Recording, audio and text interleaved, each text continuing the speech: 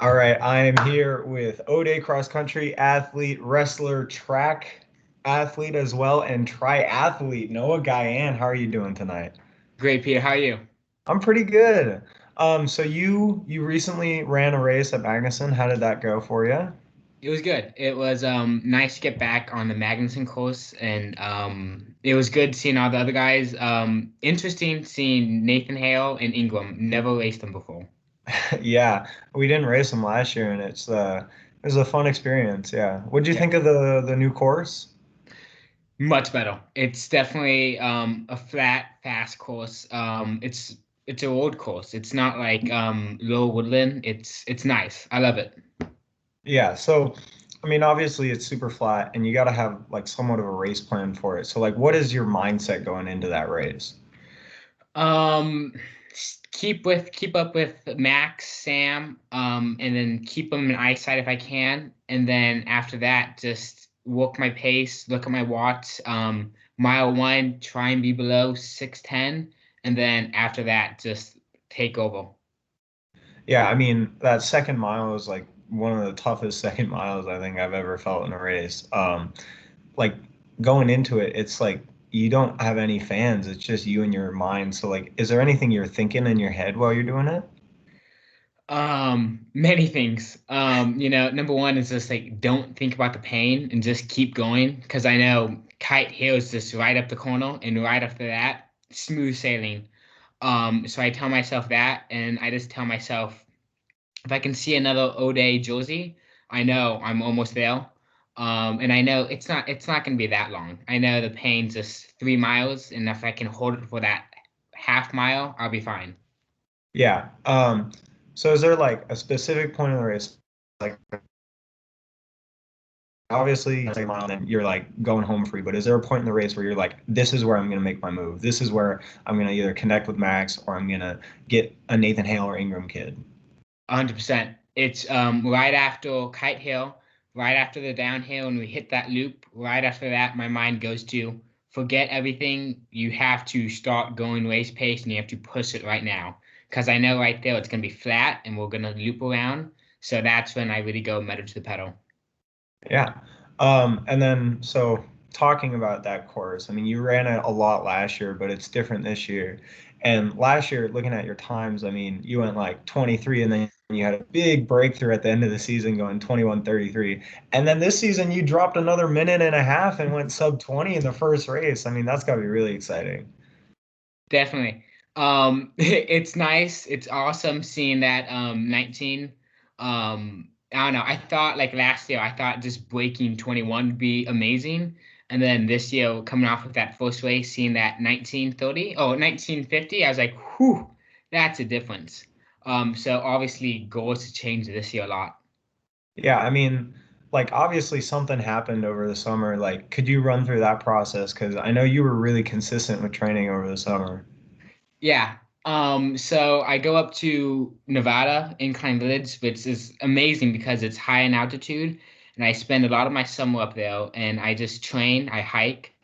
So that was a big part of it, and the other part was just focusing on speed, holding that like 6 minute, holding the race pace for short intervals, resting, but doing it multiple times rather than just going for a long run and calling it a day, just working on speed.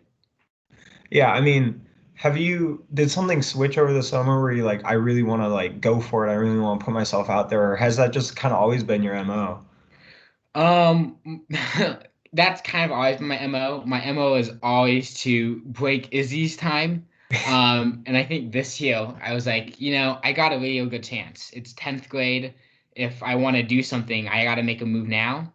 And then I just started walking, and I think after that first race this year, that 1955, I was like, whew, I can do something. So I think that's what really motivated me. Yeah, I mean, do you and your brother talk about your times a lot? Is there like a little bit of a sibling rivalry there? Oh yeah. Right before a race, he'll say, "Great, you got this, Noah." But at the very end, it says, "Go break my PR." And that always pushes me to go that little faster. Yeah, I mean, that's a great motivation. Um, obviously looking ahead, I mean, you're only in sophomore year and you went sub 20 and you're trying to go for that sub 19, obviously, which is a fantastic goal.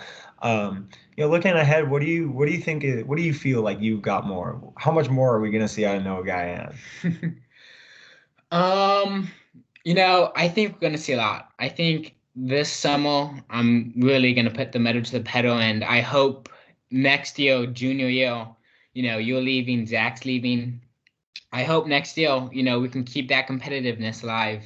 And I think next year you'll see a big difference. Yeah, I mean, last year we didn't have like a full year and a full team, but like this year, like how would you say like the culture has changed in terms of like competitiveness and stuff like that? 100%. I mean, when Izzy was on the team, you never saw a big bus.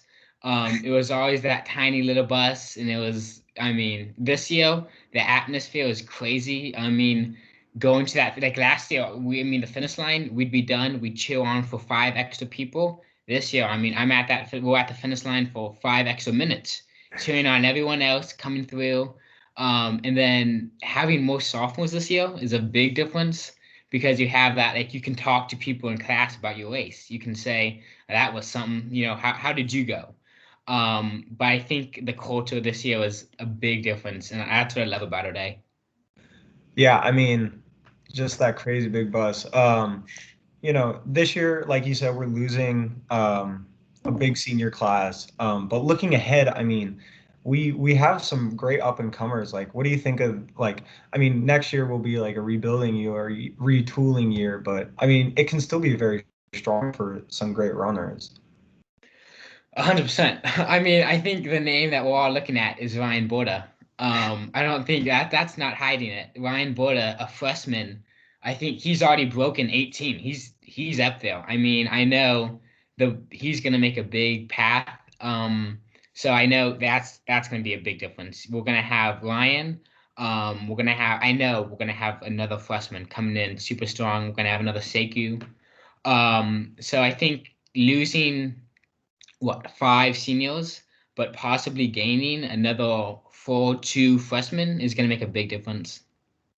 Yeah, I mean, so as you look ahead, I mean, you're going to be up there on varsity next year, and it's like it's next man up, and it's just a really exciting thing. Now, maybe next year has Laura Woodland. So, is it what? How do you deal with like that kind of change? Because running isn't always just running in a straight line, you know? Absolutely. I haven't really completely processed it yet. Like right now, my focus is this year. I think like at the end of the year, come a few weeks from now, I'll really start thinking about, okay, next year we're not gonna have Magnuson, we're gonna have Hills. And then I'll start incorporating that. But it's gonna be different. I've talked to a few guys like you and Zach about it, but I'm ready for that one. That's gonna be a fun one. Yeah. And then, I mean, obviously, track will end this year, but then we have track. Sorry, we cross country will end, and then track starts up. So, like, how excited are you for that? Like, what are your events that you're really excited for? Just put me out in the spotlight, Peter. So I'm debating on doing track, and if I do track, I might do a event, but I might not. Usually in the springtime, my idea is taking spring off and focusing on triathlons, and just nailing that race, and then come fall, I'm ready and fresh for cross country. But hey, who knows? Yeah, and I know you're a pretty committed triathlete. I mean, do you just train on your own? I mean, that's pretty hard to do. Yeah, Bozzy doesn't always like it. But I'll wake up in the morning, I'll try and train. And then I got cross country, and then I'll do a bike ride at least once a day, or I try and do a bike ride. But my goal is to be competitive in that sport and in cross country. It's a great goal. Well, thanks for talking to me today, Noah. Good luck with the rest of the season and many other opportunities. Thanks, Peter. Good seeing you. Good seeing you.